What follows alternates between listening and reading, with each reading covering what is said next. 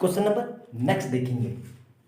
कब आया था ये आया हुआ है हमारा 2016 में 5 मार्क्स का। ठीक है, लिखना मैं भूल गया था, सॉरी। ठीक है, बहुत अच्छा क्वेश्चन है, सिंपल सा क्वेश्चन है। आपको देखने में लग रहा है कि अरे इतना सिंपल क्वेश्चन, लेकिन उतना सिंपल है नहीं। क्या कह रहा है? The perimeter of right angle triangle is 60 centimetre. तो राइट एंगल ट्रायंगल बना लेते हैं। ठीक है, इसका नाम लिख देते हैं। क्या लिख लेते हैं? KLM। और ये 90 डिग्री है। ठीक है, और 90 के सामने क्या होता है? हाइपोटेनियस। और ये मैंने अगर यहां से थीटा लिया तो ये हो गया मेरा बेस, और थीटा के सामने परपेंडिकुलर। ट्रिग्नोमेट्री में आप पढ़ चुके होंगे, नहीं भी पढ़ा होगा तो कोई दिक्कत नहीं है, ये याद रख लो। अब क्या कह रहा है? पेरीमीटर। तो हमें पता है पेरीमीटर कैसे निकालते हैं किसी भी चीज का। अभी जस्ट पहली वाली वीडियो में बताया था मैंने। पेरीमीटर ऑफ ट्रायंगल कितना दिया हुआ है हमें? 60 सेंटीमीटर। ठीक है, और पेरीमीटर क्या होता है? किसी भी एक साइड को पकड़ लो तो मतलब KL plus LM plus MK। कितना दिया हुआ है? 60 सेंटीमीटर। अब क्या कह रहा है? हाइपोटेनियस। हाइपोटेनियस कितना है? 25। मतलब KM की जगह मुझे 25 लिख देना है। ठीक है, प्लस अब देखो यहाँ पे KL ऐसे ही रहा। अब मैं LM को मैं थोड़ी देर के लिए x मान लेता हूँ। क्या मान लिया मैंने? x। तो यहां से क्या होगा?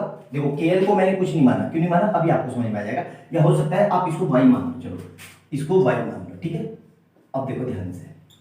तो यहां से क्या आ जाएगा? y plus x plus 25 equal to 60। तो यहां से भी ये 60। तो यहां से क्या आ जाएगा? x plus y equal to 60 minus 25। यहां तक समझ में आया? तो यहां से क्या हो जाएगा मेरे पास? x को मैंने क्या निकाल लिया, तो यहां से बचेगा 35 माइनस y। ये चीज समझ में आएगी? जरूरी चीज ये है। यहां तक क्लियर है? एक एक स्टेप समझ में आया? अच्छे से नोट डाउन करो। एक एक स्टेप समझ में आ गया वो? देखो ध्यान से। अब मैं क्या कर रहा हूं, ध्यान से देखो। इसको इरेज करता हूं। ठीक है, अब मेरे पास क्या है, ध्यान से देखना। अब हमें पता है कि in any right angle triangle, ठीक है, इन एनी राइट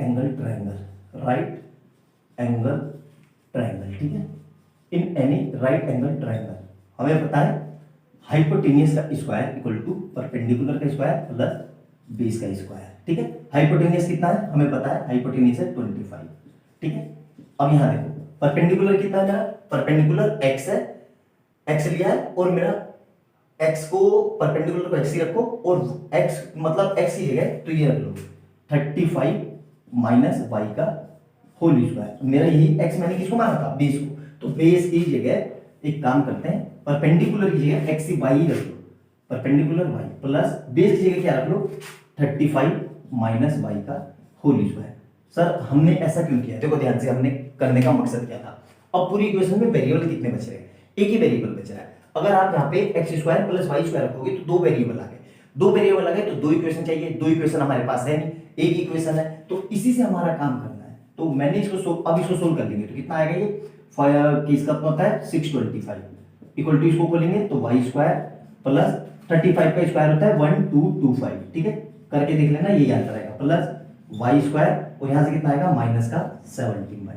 ठीक है, अब इस पूरे को रीअरेंज करते हैं। ठीक है, तो देखो 625 को उधर ले लिया तो वाई स्क्वायर और ये वाई मिलके कितने हो गए?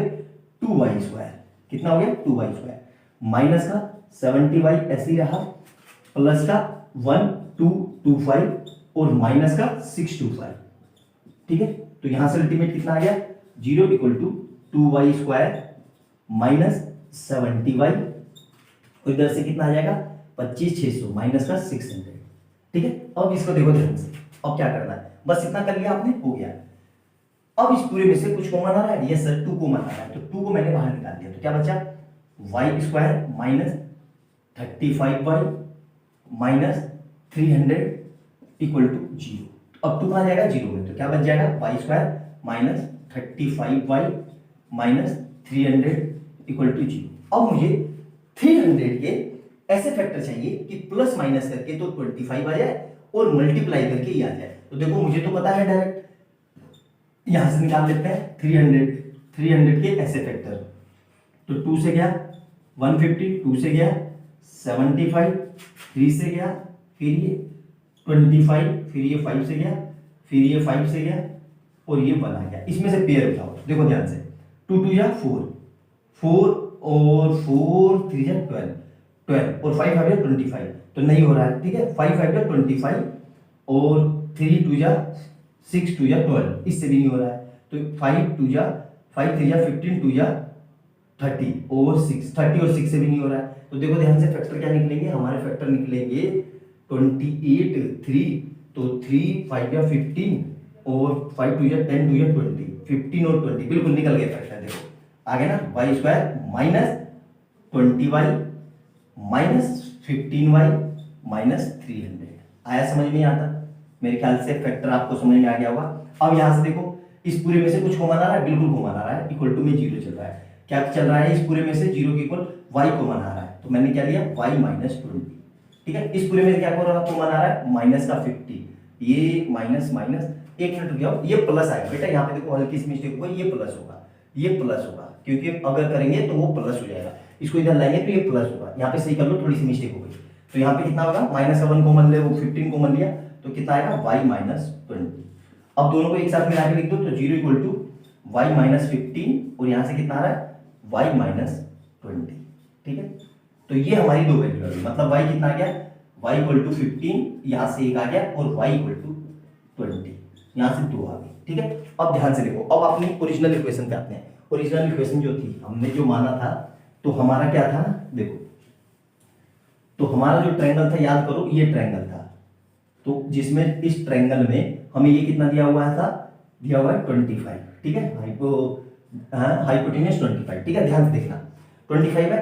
अब ध्यान से देखना, हमने इसको कितना माना था, 35 माइनस एक्स, और ये कितना था मेरा x, ठीक है। तो x कितना आया, x नहीं, y के फॉर्म में ले लो, तो ये हमने y माना था, और ये कितना आ गया था, 35 माइनस x, 35 माइनस y।